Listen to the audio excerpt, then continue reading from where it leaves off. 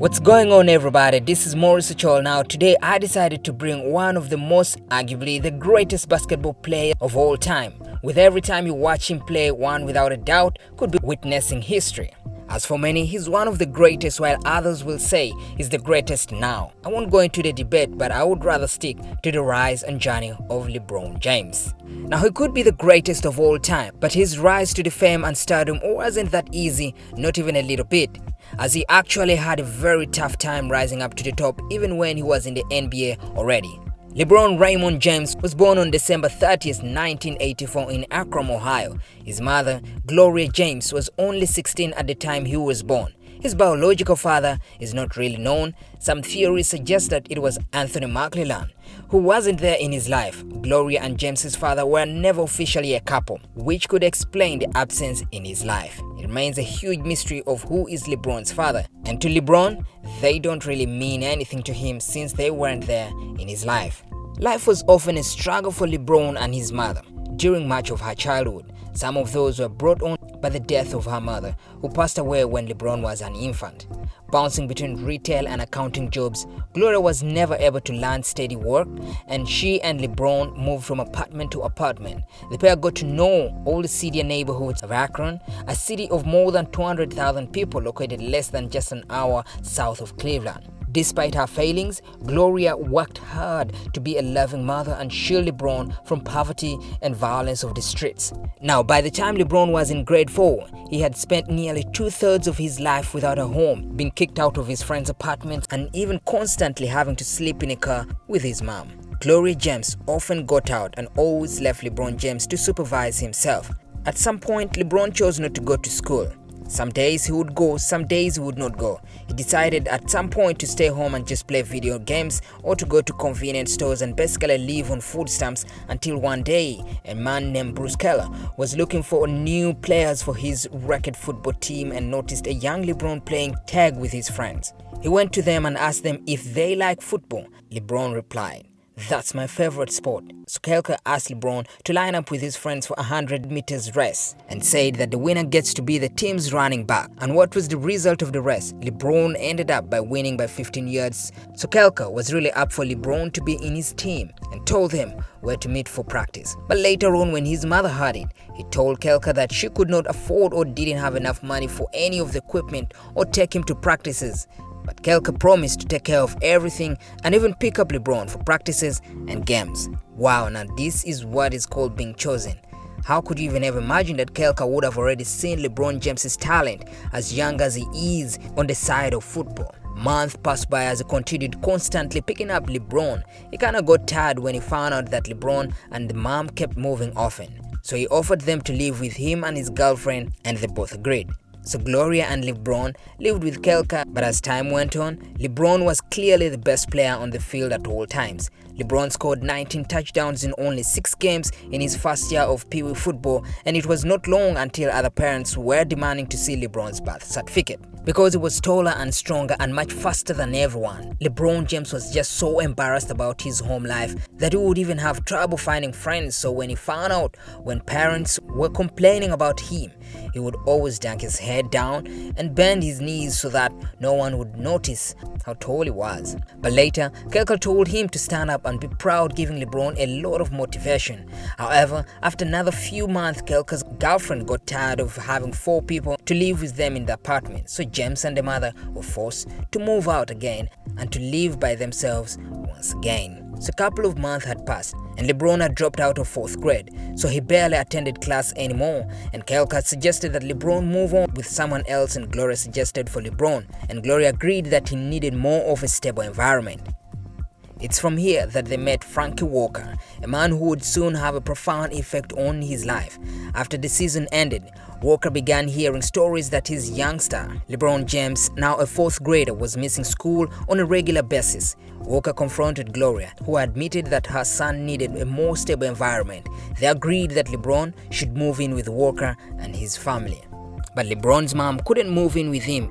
Instead, he stayed with her friend. LeBron quickly took on his new surroundings. Walker and his wife, Pam, had 3 children: Chanel, Frankie Jr., Tanisha. Everyone in the house, including LeBron, was already responsible for daily chores. The structure did wonders for him. As a 5th grader, he received his school attendance award. It's all at this point that his basketball talent was surfaced. One of his kids, Frankie Walker Jr., and LeBron James shared the same room. Frankie Walker was a big influence on LeBron James. He taught him the basics of basketball, but of course, as anyone's first time playing basketball, he was so terrible. In fact, Frankie Sr. made LeBron James play with his younger son in a one-on-one contest where LeBron James lost on a 21-7, but Walker stuck with him to make him much better.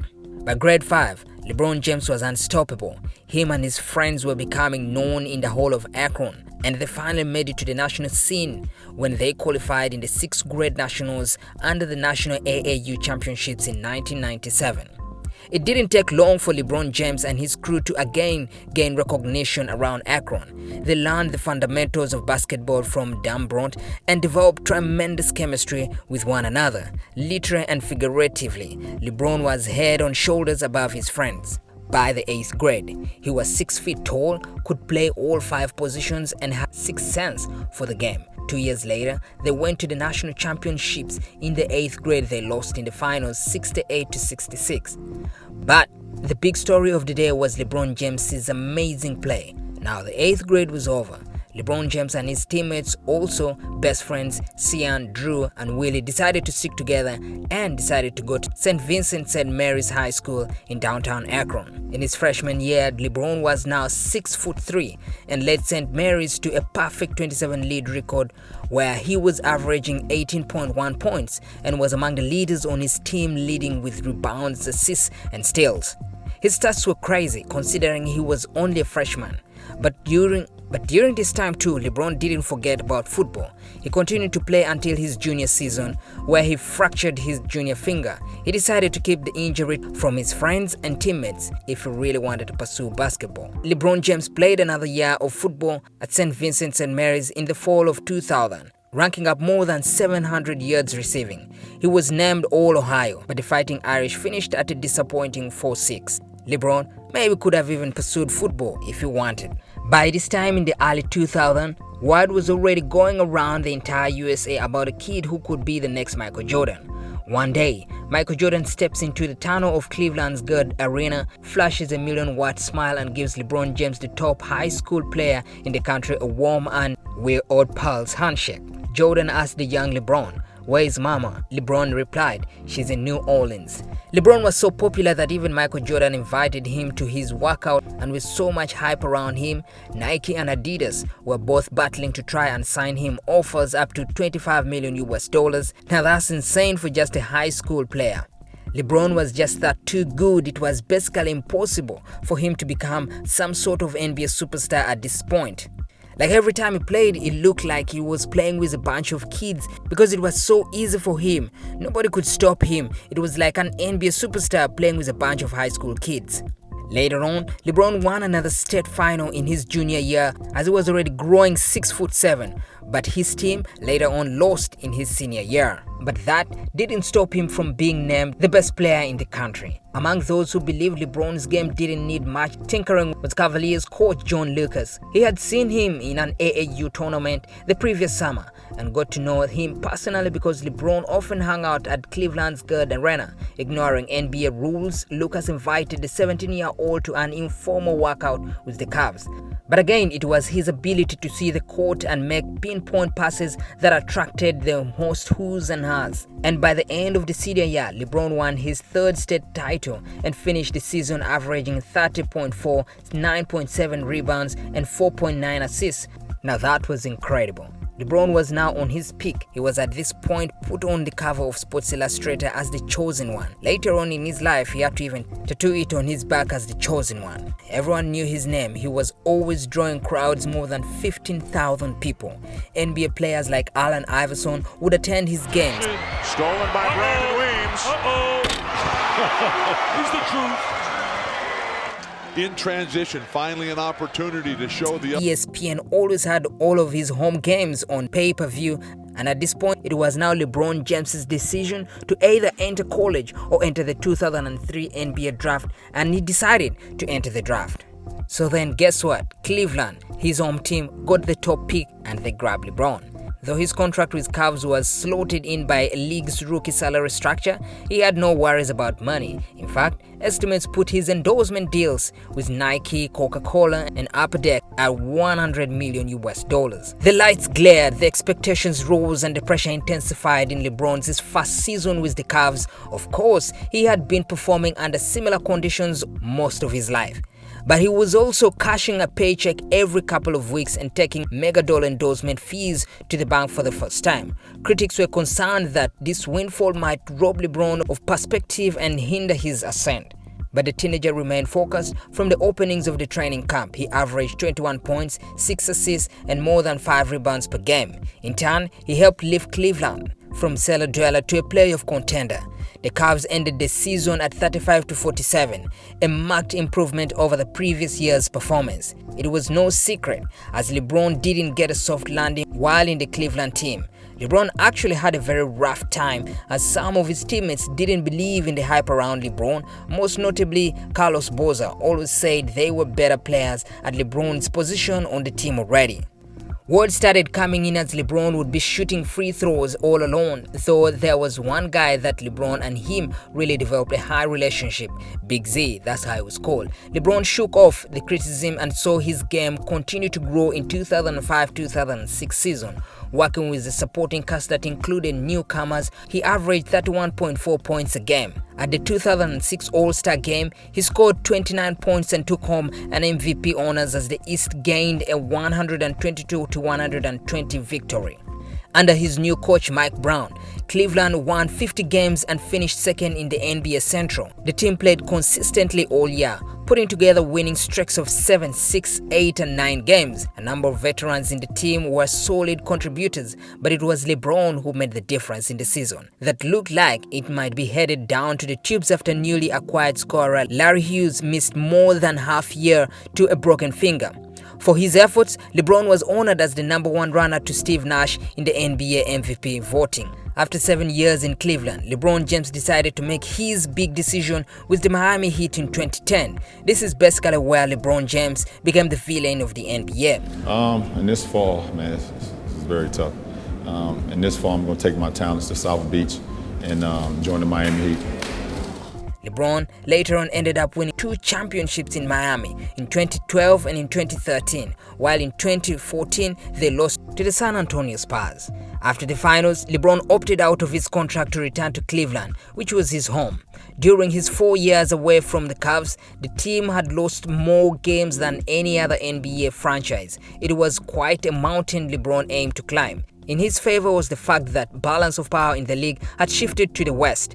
That meant getting to the finals for a shot of Cleveland's first major sports title since 1964 would be able, especially as part of a new Big Three. LeBron took the floor in 2014 to 2015 with young guard Kyrie Irving and rebounding machine Kevin Love. The 2015-2016 saw the Cavs fulfill LeBron's dreams, winning them a title after 52 years drought streak, with Tyronn Lue as their head coach. This meant everything to LeBron considering what he had promised and how he had initially left his hometown. The Warriors were heavily favored as many didn't even think they would get closer. He continued in 2017 and still took them to the finals. Then later on in July 2018, Magic Johnson, who was by then the president of LA Lakers, initiated and approached him to come to the Lakers since he was now a free agent. He then signed a 4-year contract with the Los Angeles Lakers. It is the longest deal LeBron James has signed since inking a 6-year contract with the Miami Heat in 2010. His previous 3 deals were 3 years or shorter. In his first year, he didn't make it as he got a groin injury and didn't play. When the 2019-2020 season started, LeBron James indeed fulfilled his promise and delivered the Lakers to the Western Conference after 10 years. He then went on with his team to deliver the Lakers in the finals of the NBA after again 10 years. This made LeBron James to be the 4th player in the NBA history to get in the finals that many times. And I believe this suitcase are yours. In one of his tweets, as you can see, LeBron promised the Los Angeles Lakers and its fans that he shall end this drought that has been on for so long. And indeed, LeBron James, not only did he deliver them to the finals, but he also won the Lakers their 17th title as championships. Yo, Laker Nation, I told y'all last year when we didn't make the playoffs that it wouldn't last very long. I cannot wait to get back to y'all. This whole journey being here in the bubble, without y'all strength and without y'all loyalty, it wouldn't have been possible. For myself to AD, the team, the players, the coaching staff, the training staff, we missed the hell out of you guys. And we can't wait to get back to LA to celebrate with y'all. Peace. This also made LeBron now to get his 4th ring in history, reaching the finals 10 times. To many people, LeBron James now having 4 championships and having reached the NBA 10 times and winning most of the conference finals makes already LeBron James the greatest basketball player. LeBron James is married to his longtime school sweetheart, Savannah Brinson James. The couple married in a private ceremony with over 200 guests in San Diego on September 14, 2013. James and Savannah have 2 sons and 1 daughter. Bronny James was born in 2004. Their second son, Bryce, was born in June 2007, and the third child, a daughter, Zuri James, was born in October 22nd, 2014. Now, if you've loved this video, please subscribe to my YouTube channel.